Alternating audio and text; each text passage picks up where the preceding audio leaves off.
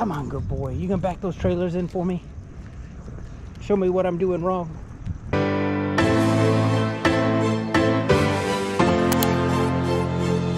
People will ask me what I look for in a night, and so you know there's no shenanigans going on. It's almost 9 o'clock here on a Sunday night. I'll show you my trips tab. There's no upcoming trips, but what I look for in a night is what I'm seeing tonight. I've seen the load count go up by, it's kind of like doubled in the last couple hours. They've had a bunch of loads get put on there, and I've received about 10 spot capacity offers in the last hour from places around here. So it kind of tells me, kind of gives me a little bit of insight of like, there's a chance it's going to start going off tonight. So definitely want to get the truck ready, get ready to go out and do that. One thing I will say, I am that DIY guy.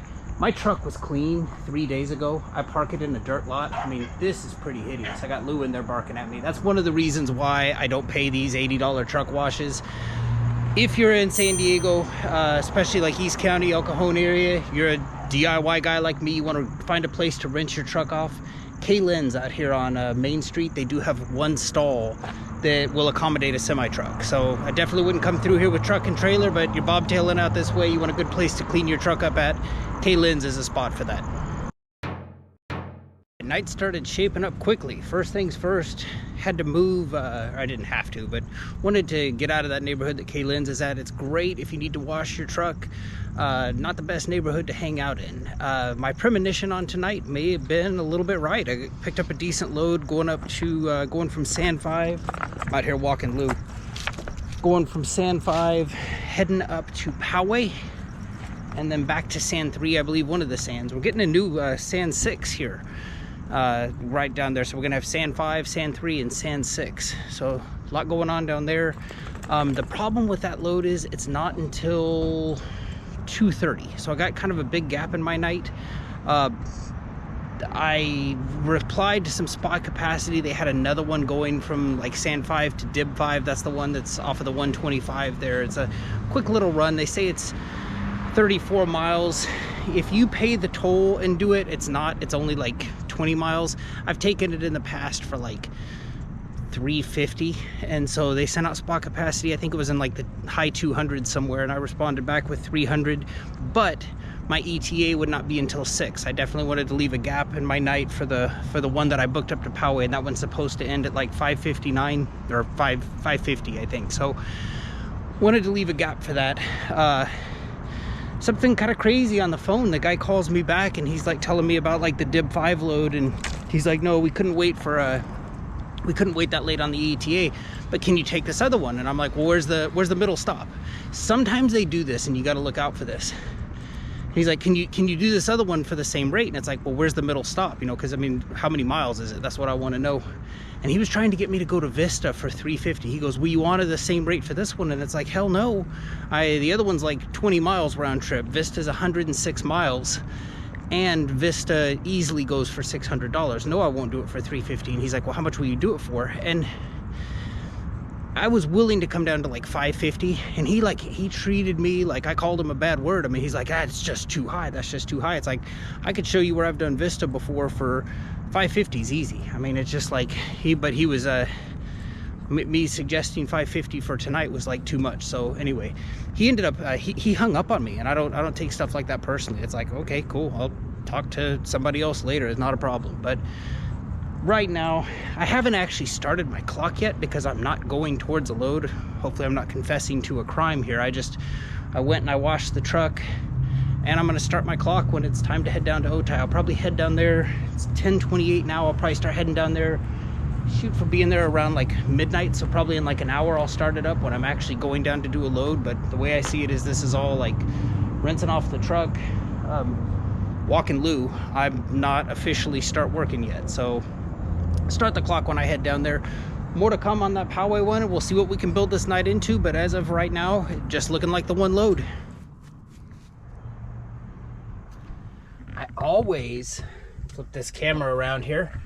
I always forget about canes. They're open so late. They're so good. Just finished up a little 3-finger combo in there. Lou had a little bit of chicken with me.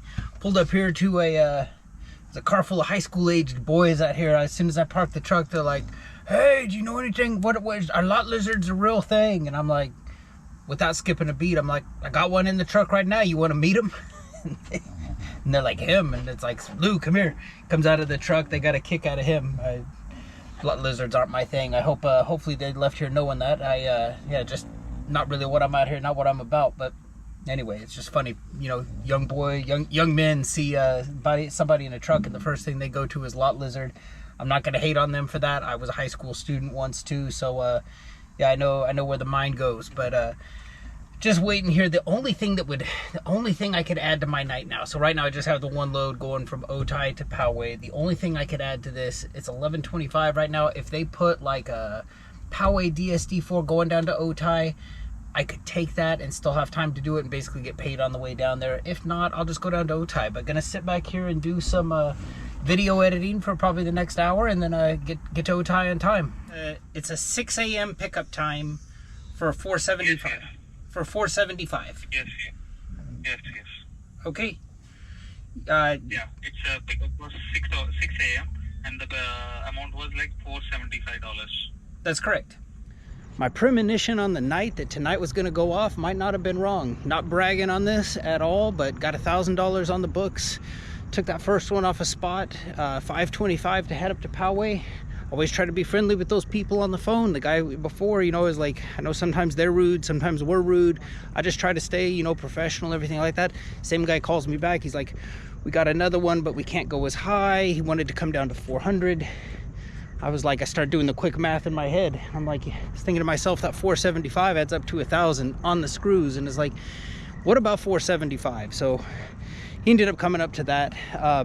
Both loads combined pay out $1,000.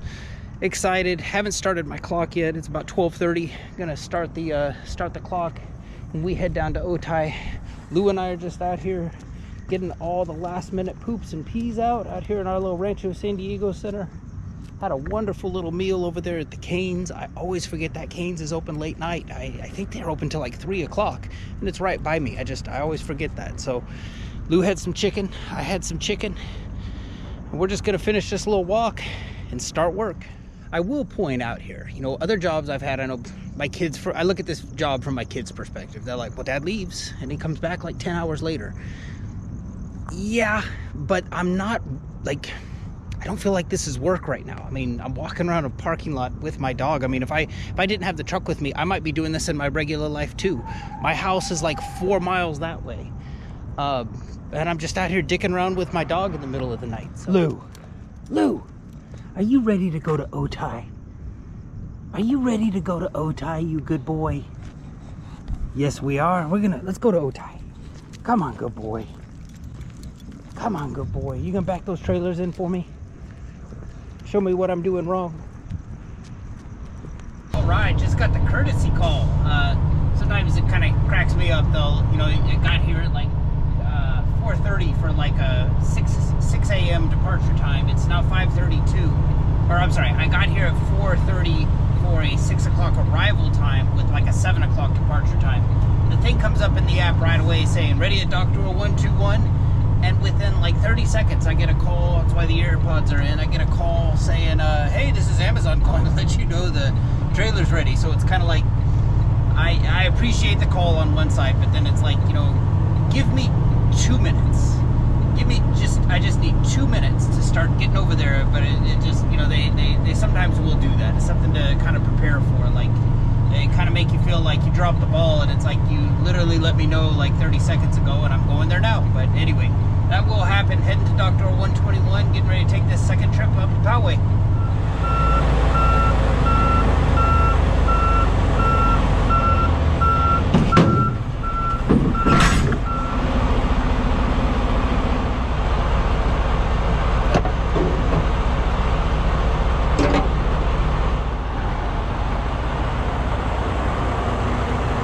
You're in my seat.